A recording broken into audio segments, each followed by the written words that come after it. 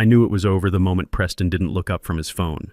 That entitled little prince sat across from me scrolling through Instagram while I waited, like I was some contractor he'd called in to fix his Wi-Fi. The name's Jeff Sullivan, by the way, 54 years old, and I just spent the last 31 years at CyberShield Technologies building the very systems that kept this country's digital infrastructure secure. Now this kid was about to optimize me right out the door. His first words weren't hello or thanks for your service. They were, let's talk about streamlining operations. Streamlining. I'd spent 3 decades writing blockchain security protocols that protected NSA cryptocurrency investigations and homeland security operations. This 29-year-old with his Stanford MBA and zero technical background was streamlining me into unemployment. Preston finally put down his phone and opened my personnel folder like it was a takeout menu. Look, Jeff, you've done solid work. Really solid. But you've been here a long time. We need people who are agile, adaptable to our digital transformation. He flashed that shark smile that never reaches the eyes. If you're not comfortable with our new direction, maybe it's time to explore other opportunities. You know the type. Fresh MBA, daddy's money, thinks leadership means using buzzwords like synergy and paradigm shifts.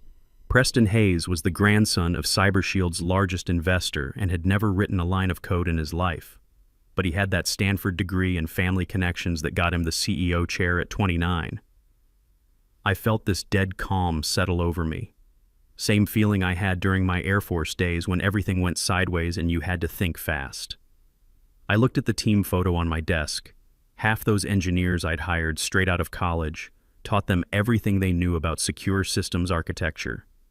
I remembered staying late with them through critical failures, running on black coffee and gas station sandwiches. I remembered missing my wife's last Christmas because our NSA server farm crashed during a major cryptocurrency investigation. Sarah had been gone 8 months now. Cancer. And now this child was handing me a participation trophy and a termination folder. So I closed my laptop. No drama, no speeches. I stood up, tucked the folder under my arm, and walked out. Past my team, past the glass conference room full of people pretending not to notice. Past the same HR woman who'd once asked me to mentor her son. Nobody said a word. That kind of silence has weight to it. But here's what people like Preston don't understand about guys like me. Sometimes silence is strategy. I didn't go home right away. Went to Murphy's Diner down the street instead. Got myself black coffee, the real stuff, not that artisanal nonsense. And just sat there thinking. Murphy's has those red vinyl booths, waitresses who've been there since the Clinton administration, coffee strong enough to wake the dead. The waitress Dolores recognized me even though I hadn't been there in months, not since Sarah got too sick to enjoy our Sunday morning tradition. "Haven't seen you in a while, honey," she said, refilling my cup without asking. "How's that sweet wife of yours?" I just shook my head slightly. She got it, patted my shoulder, and left me alone. That's the thing about places like Murphy's. They understand grief without making a production of it. CyberShield had been my whole adult life. Joined when we were still operating out of a converted warehouse in Austin, back when defense contractors were scrappy operations run by ex-military guys who understood the mission. Watched us grow from a 20-person shop to a $920 million NSA favorite. And all of it, the infrastructure, the architecture, the core blockchain protocols, had my fingerprints in the foundation. See, I didn't document everything the way some fresh college kid might. I lived that code. It wasn't in a manual somewhere gathering dust. It was in my head, built over years of impossible deadlines and national security emergencies. When the Pentagon needed secure communication channels for Operation Desert Storm follow-up missions, I was the one pulling all-nighters. When Homeland Security needed blockchain tracking for international money laundering investigations, they called CyberShield. They called me. I paid Murphy in cash, walked to my F-150, and drove home through familiar Austin streets. Traffic was light, sun setting behind the hills. My house still smelled like Sarah's lavender candles, even after all these months. I kept buying the same brand, lighting one every evening. Neighbors probably thought I was losing it, but it made the place feel less empty. My old Mustang sat in the garage, half restored, waiting for weekends that never seemed to come. Sarah used to joke that I loved that car more than her. Truth was, working on it reminded me of my dad, who taught me that some things are worth fixing, worth the patience and precision it takes to make them right again. I set the termination folder on my kitchen table, poured myself 3 fingers of bourbon, the good stuff, not the daily drinker, and opened a drawer I hadn't touched in years. Buried beneath tax returns and expired warranties was a slim manila envelope. No label, just the weight of foresight and old military habits. Inside was the original provisional patent application. My name at the top. Not CyberShield's, mine. Filed in August 2009 during one of the company's many chaotic reorganizations, when legal was more focused on staying solvent than minding the intellectual property register. That was the year everything changed. The financial crisis had hit defense contractors hard, and CyberShield was hemorrhaging money. Half the staff got laid off, the other half took pay cuts. I remember working 80-hour weeks just to keep our government contracts from getting canceled. I'd been advised by someone much smarter than me, Chris Walsh, my old Air Force buddy turned IP attorney. Chris and I went way back to basic training at Lackland Air Force Base. He was the kind of guy who read legal documents for fun while the rest of us were playing poker or writing letters home. Smart as hell, methodical, always thinking 3 moves ahead. After our service ended, he went to law school while I dove into the private sector. But we stayed close, met for beers every few months, talked shop about military contracts and intellectual property law. Jeff, he'd said over beers at a dive bar in Austin back in 2009, file it under your name. You can always assign it later once the company's stable and they remember to cut you in properly. The bar was called the Broken Spoke, one of those authentic Texas places with sawdust floors and Shiner Bock on tap. We'd been talking about the chaos at CyberShield, how the company was restructuring every few months, how nobody in legal seemed to know what they were doing. I'd shown him the blockchain protocol I'd developed, explained how it was going to be the backbone of everything we built going forward. The thing is, Chris had said, leaning across the scratched wooden table, in all this reorganization mess, nobody's paying attention to IP assignments. Your work agreement probably has some standard language, but if you file the provisional patent yourself, you maintain ownership until there's a formal transfer. I remember thinking he was being paranoid. CyberShield might be disorganized, but they weren't going to screw over their lead engineer. These were good people, military guys mostly, who understood loyalty and taking care of your own. What if they fire me for it? I'd asked. Chris had laughed, that dry lawyer chuckle. Then you'll own the patent that makes their company valuable. Trust me, Jeff. File it. Include a reversion clause. If they ever terminate you without cause, ownership snaps back to you automatically. I did what he suggested, filed the provisional application under my own name with a very specific clause buried in the legal language.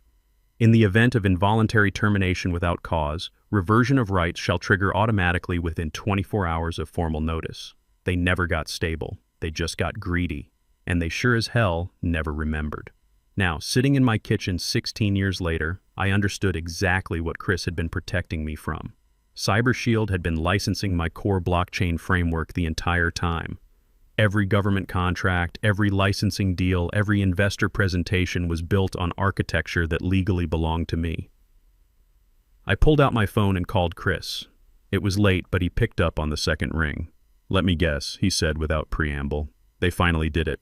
Preston Hayes, grandson of the biggest investor, terminated me this afternoon for not being agile enough." Silence on the other end. Then, "Did you keep the provisional filing, looking at it right now, and the reversion clause?" "Still there. Still valid." More silence. I could almost hear him thinking, running through legal precedents and patent law in his head.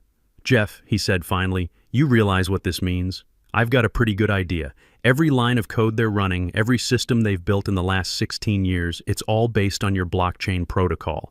And as of 4:15 this afternoon, they don't own it anymore." The weight of it hit me then. Not just the money, though $920 million in government contracts was nothing to sneeze at. It was the principle. The idea that some kid with family connections could walk in and discard 31 years of service like I was outdated equipment. "What do I need to do?" I asked. "File the reversion notice with the patent office. I'll email you the forms we drafted back in 2009. You've got 24 hours from termination to make it official, but I'd do it tonight if I were you." After we hung up, I sat in Sarah's old reading chair, the one by the window where she used to grade papers when she was still teaching. The leather was worn soft from years of use, still held the faint scent of her perfume. She would have loved this moment, seeing me finally stand up for myself after years of being taken for granted. Sarah always said I was too loyal for my own good. You give and give and give, she'd tell me, but you never ask for anything back. Someday that's going to bite you. She was a high school English teacher for 30 years, tough as nails with her students but gentle with me. Used to edit my technical reports, said they read like instruction manuals written by robots. Tell the story, Jeff, she'd say. Help people understand why this matters. I opened my laptop and logged into the patent office system. The reversion form was exactly where Chris said it would be, sitting in my encrypted email folder like a loaded weapon waiting for the right moment. The timestamp would show 9:47 p.m., well within the 24-hour window. I filled in the details methodically. Patent number 8,847,263. Original filing date, August 15, 2009. Reason for reversion, involuntary termination without cause. Effective date, immediate. My finger hovered over the submit button. Once I clicked it, there would be no going back. CyberShield would discover they'd just lost the legal foundation of their entire business model. Preston would learn that firing the old guy wasn't as simple as he thought. But I thought about that smirk on his face, the casual dismissal, the way he'd scrolled through his phone while ending my career. I thought about Sarah lying in that hospital bed telling me to stop being such a pushover.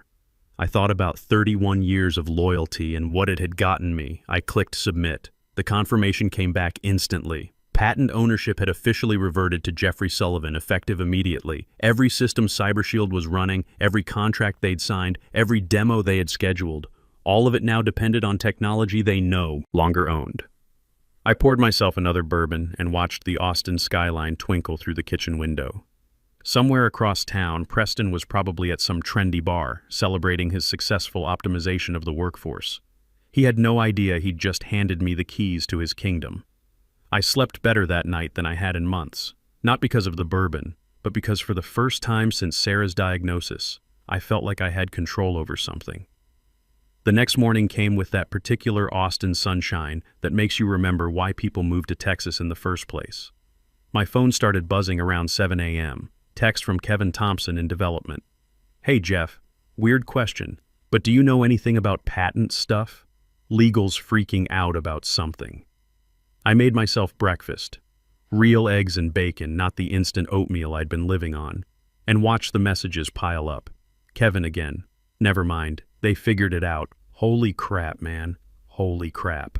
Then silence for about an hour. Then my phone exploded. It started with some kid in legal, probably an intern tasked with routine patent monitoring. These fresh graduates, they're thorough in ways that save companies and destroy them in equal measure. Kid was probably just doing his daily check of CyberShield's patent portfolio, making sure everything was still properly registered and owned. Then he typed in patent number 8,847,263 and watched his world implode. I can picture the moment. Kid's probably drinking his third Red Bull of the morning, clicking through USPTO databases like it's social media. Then he sees my name where CyberShield should be, refreshes the page, checks the patent number, refreshes again, realizes he's looking at a corporate extinction event. By 9 a.m., my phone was ringing every few minutes. Blocked numbers mostly, probably CyberShield's legal team trying to reach me directly. I let them all go to voicemail, let them sweat a little. The first voicemail was from Preston himself. Jeff, hey, it's Preston Hayes. Could you give me a call when you get this? There seems to be some sort of administrative mix-up with our patent filings. Nothing major, just need to clarify a few things. Administrative mix-up, that's Rich. The second voicemail was from the head of legal, voice tight with barely controlled panic. Mr. Sullivan, this is Janet Morrison from CyberShield Legal. We need to speak with you urgently regarding patent 8847263. Please call me immediately at... By the third voicemail, they'd dropped all pretense. Jeff, this is Colonel Martinez. That got my attention. Stephen Martinez founded CyberShield back in 1994. Retired Army colonel who understood what it meant to build something from the ground up. He'd stepped back from day-to-day operations years ago, but his voice on my voicemail meant the situation had escalated to the very top. I just got briefed on the patent situation. We need to talk, not as adversaries, but as two guys who've been in the trenches together. Call me. I finished my coffee, took a shower, and drove over to CyberShield, not to resolve anything, just to watch the chaos unfold. The parking lot looked normal enough, but I could see the tension the moment I walked into the lobby. Employees huddled in small groups, speaking in hushed tones. The receptionist, Maria, looked up at me with eyes wide as dinner plates. "Mr. Sullivan? I thought aren't you—" She fumbled with her words, unsure how to address someone who technically didn't work there anymore but somehow owned the company's most valuable asset. "Just here to clean out my office," I said, which was true enough. The elevator ride to the 4th floor felt longer than usual. When the doors opened, I could see most of my old team gathered around Kevin's desk, probably trying to understand how their former boss had become their legal owner overnight. Kevin spotted me first. "Jeff, man, what the hell is going on? Legal's going crazy, Preston's locked in the conference room, and somehow your name is all over our patent filings." I shrugged. Paperwork catches up with everyone eventually. That's when Preston appeared, looking like he'd aged about 5 years in the last 12 hours. His usually perfect hair was disheveled, his Stanford-branded polo shirt wrinkled like he'd slept in it. The confidence was completely gone, replaced by something that looked a lot like terror. "Jeff," he said, voice carefully controlled. "Could I have a word?" We walked to his corner office, the one that used to belong to Martinez before he retired. Floor-to-ceiling windows, view of the Austin skyline, leather furniture that cost more than most people's cars. Preston closed the door and gestured to a chair, but I remained standing. "There seems to be some confusion about intellectual property ownership," he began, falling back on corporate speak like a security blanket. "No confusion on my end," I said.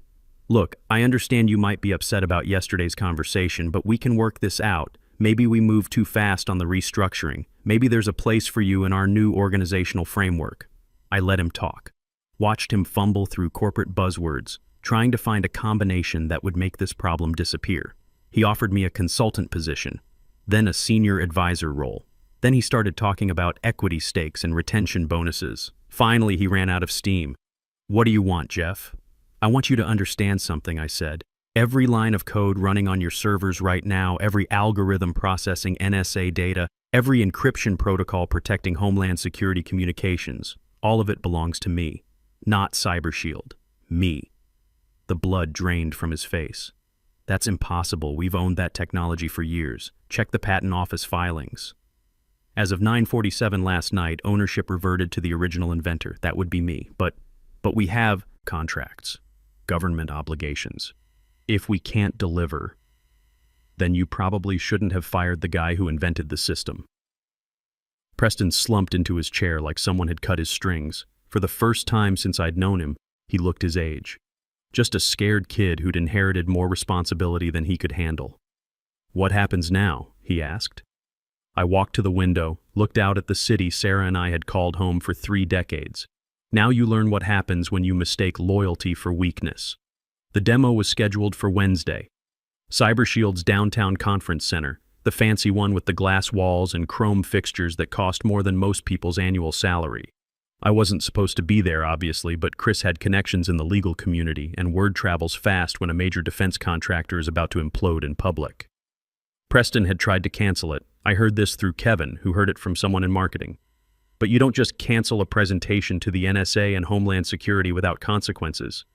These weren't venture capitalists who could be charmed with buzzwords and catered lunch. These were serious people with serious money and serious national security concerns. So the demo went forward, with Preston probably hoping they could bluff their way through somehow. Maybe they thought I'd come to my senses, realize I was hurting my old colleagues, and quietly assign the patent back to avoid embarrassment. They didn't know me very well. I showed up 15 minutes before the presentation wearing my best suit, the navy one Sarah always said made me look distinguished. Walked right into the conference center like I belonged there, which technically I did, since I owned the technology they were about to demonstrate. The audience was exactly what you'd expect. NSA liaisons in dark suits, Homeland Security officials taking notes, a few Pentagon representatives who looked like they'd rather be anywhere else. About 40 people total, representing roughly $2 billion in potential contracts. Preston stood at the podium looking like a man facing execution. The color had drained from his face when he spotted me in the back row, but he was committed now. The PowerPoint was loaded, the talking points memorized, the corporate machinery in motion. "Ladies and gentlemen," he began, voice steady despite everything, "what you're about to see represents the future of secure communications. Our next-gen blockchain architecture will revolutionize how intelligence agencies approach encrypted data transmission." The slides were beautiful, I'll give them that. Slick graphics, impressive statistics, technical specifications that would make any government buyer salivate. All based on my work, of course, but packaged with the kind of marketing polish that makes bureaucrats sign checks. "This proprietary system," Preston continued, clicking to a diagram of the core algorithm, "was developed by our world-class engineering team here at CyberShield. It represents 16 years of continuous innovation and refinement." That's when I stood up. "Excuse me," I said, voice carrying clearly through the conference center's acoustics. "I think there's been a misunderstanding." Every head in the room turned toward me. Preston's face went white as copy paper. "Jeff Sullivan," I said, introducing myself to the audience. "Lead architect of the blockchain protocol you just saw, and as of Monday evening, the legal owner of patent number 8847263. I pulled out my phone and displayed the USPTO confirmation screen, the one showing my name as the registered patent holder. I was terminated by CyberShield on Monday afternoon. According to the legal clauses filed with this patent, that termination automatically triggered reversion of ownership. The room exploded into whispers. Government officials pulled out their own phones, probably accessing the Patent Office database to verify what I'd just told them. Preston tried to regain control, but his voice came out as a croak. There's been some sort of administrative error." "No error," I said calmly. "Just consequences." An NSA official in the front row stood up, holding printed patent documents. "Mr. Hayes, are you telling us that CyberShield has been demonstrating technology it doesn't legally own?" Preston looked around desperately, searching for support from his team, from legal, from anyone. But they all knew the truth now. Every person in that room understood that they'd just witnessed a corporate meltdown in real time. "We'll need to suspend this demonstration," the NSA official continued, "until ownership issues are resolved." One by one, the government representatives filed out. No shouting, no drama, just the quiet professionalism of people who'd seen bureaucratic disasters before. Within 10 minutes, the conference center was empty except for CyberShield employees and me. Preston slumped against the podium like his strings had been cut. "You've destroyed everything," he whispered. "No," I said. "I've corrected something." That afternoon, I received a call from Colonel Martinez. Not panicked this time, just tired. "Jeff, what's it going to take?" I'd been thinking about that question for 3 days. The answer wasn't revenge, exactly, though I won't lie and say satisfaction wasn't part of it. It was about value, respect, recognition for what I'd actually built. 18 million upfront, I said, 15% ongoing royalties, CTO position with equity, Preston's resignation, and a veteran scholarship program, $500,000 per year, funded by CyberShield. "That's a lot of money, Jeff. It's a lot of technology, Colonel." He was quiet for a long moment. "And if we agree to all of this, then you get to keep using the system that makes your company worth $920 million. And I get to finish the work Sarah and I started." "Sarah?" "My wife. She always said I should stand up for myself more. Guess I finally learned." 2 weeks later, I walked back into CyberShield as Chief Technology Officer. Same building, same elevator, same 4th floor. But everything was different. Preston was gone, of course, along with most of his MBA buddies. The Veterans Scholarship Program was already accepting applications, and for the first time in 31 years, I was being paid what my work was actually worth. I kept Sarah's picture on my new desk, the bigger one by the window. Sometimes I catch myself talking to her, telling her about the new projects, the government contracts we're winning, the young engineers I'm mentoring. She would have loved seeing me finally get the recognition I deserved. But mostly, she would have been proud that I'd finally learned the difference between loyalty and being taken for granted. Some lessons come late in life, but they're worth learning nonetheless. The Mustang's running beautifully now. I finally found time to finish the restoration.